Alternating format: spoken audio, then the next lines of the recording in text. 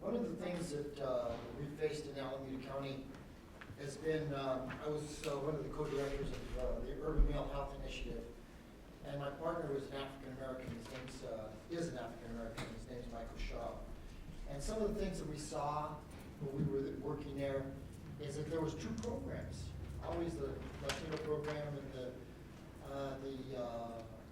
Native American program, three programs, or even four. There's Asian, African American, Latino programs, and so we started pulling all the men together. And one of the things that I can do it.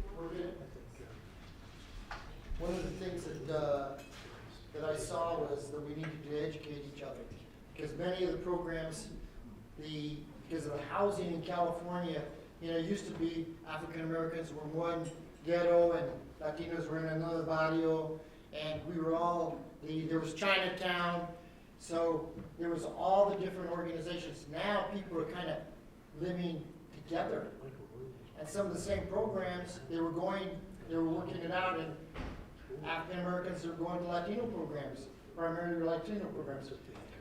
Primary Latino programs or African American programs, Latinos were entering into them. So we started to say, okay, how can we work together? Well, we have to know each other. And some of the things we started off with was, okay, we have so much in common, the men do, and women. The Moors, going all the way back, 711, the Moors invaded Spain. They were there for 800 years. Many of the Spanish words are Moorish words. All the words that start with an A. Azúcar, alcalde, which means mayor. All these words were introduced by the Moors, and they become Spanish words. So, they were there for 800 years, intermarried. And so, when when Queen Elizabeth, or not Queen Elizabeth, I'm sorry, Queen Isabella took over, many of the people who came to New Spain, which is Mexico, and many of the people that came over were not the rich, they were the poorer people, and a lot of them were African descent. And so, when we go ahead and turn to the next one. So the Spanish, there was Indian. If you were Spanish and Indian, you were mulatto. When they came in, they married in with Spanish and Indian married, mestizo. That's the largest group of folks in the Americas today. And then the Indian and black was Zambo. Okay, go ahead here. All right, so boys and men of color in a state of crisis. Boys and men of color are filling our prisons and jails in California. Boys and men of color are neglecting their roles as fathers and putting their families at risk. Boys and men of color are physically hurting themselves and others through gang violence. Boys and men of color are failing in high school and fewer attending college. Boys and men of color are turning to drugs, alcohol to ease their frustrations. So these are the same problems. All these young men are having it. Go ahead. Our forefathers were men of color, faced many obstacles and hardships and overcame them. Like our forefathers, we too have to find a way of overcoming these obstacles and adversities. We have to man up and solve the challenges that men and boys in our society are facing today. And so what I did is we went back to our forefathers. All these men are men. This is José María Morelos, African Spanish heritage, Vicente Guerrero, and also Benito Juárez. Native, he's full-blooded Zapotec Indio. Okay, go ahead. José María Morelos is African.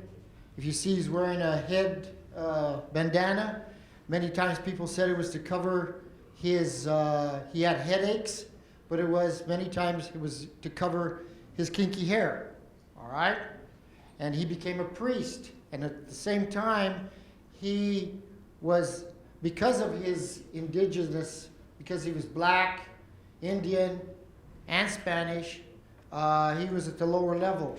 However, he was a brilliant man, and he was a very great strategist, and he ended up fighting the Spanish. And now you have to understand, Spain was the strongest country in the world, and he defeated him. Okay, go ahead.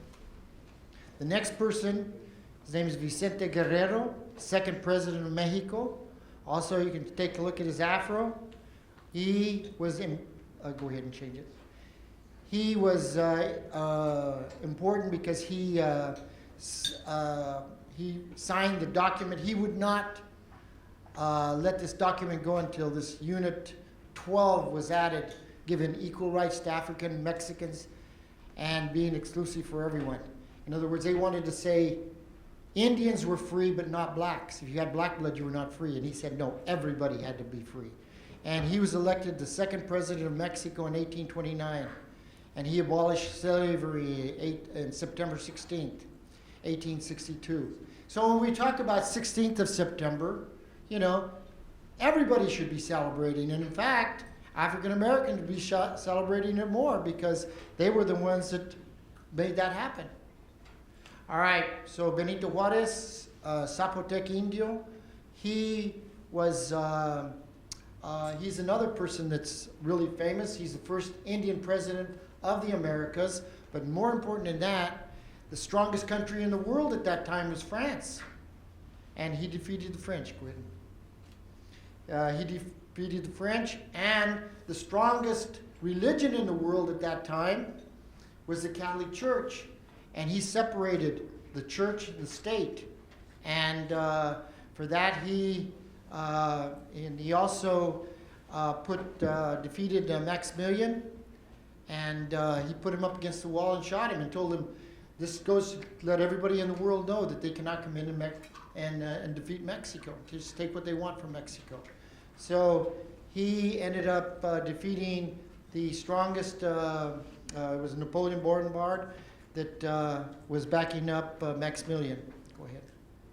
Now, we fast forward to California.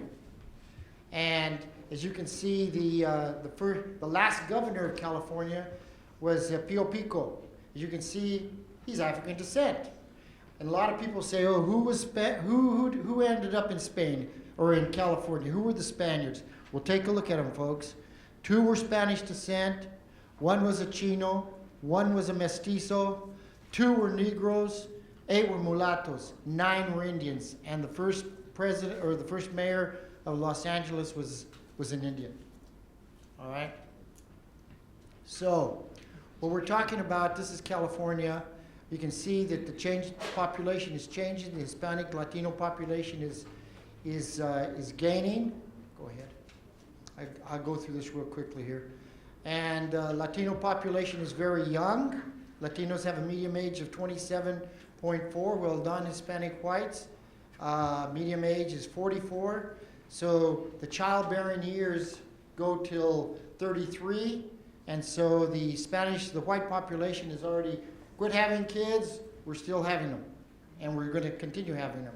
When I say we, I'm including myself as part of the Hispanic population. And this is another one. Alameda County is probably the 7th most diverse county in the United States. Go ahead. And these are policy recommendations after interviewing.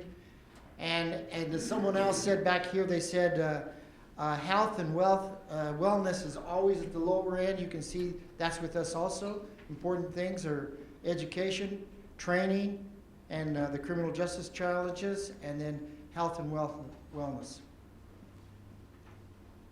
And then we're talking about an elephant in the room back there.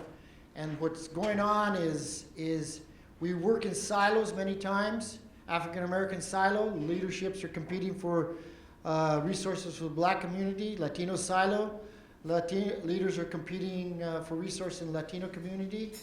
And they have the same problem.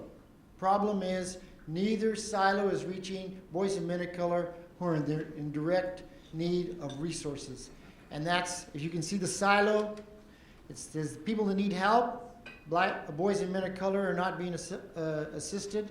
And on the other side, the same thing. We have the same challenges.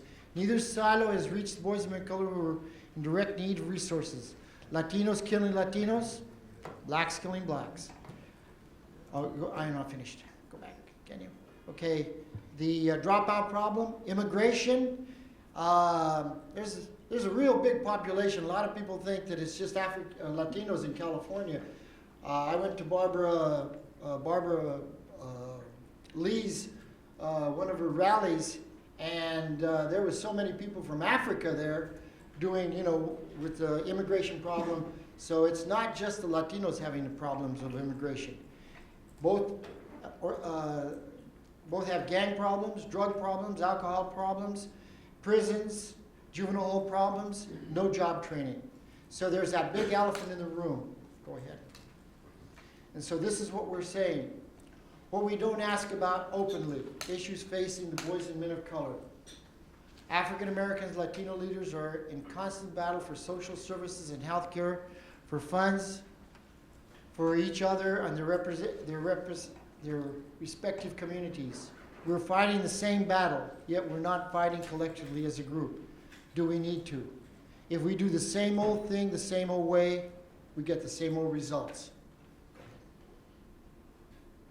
And then this is a proverb from Africa: when a spider webs its unit, it can tie up a lion. So if we pull together, that's it.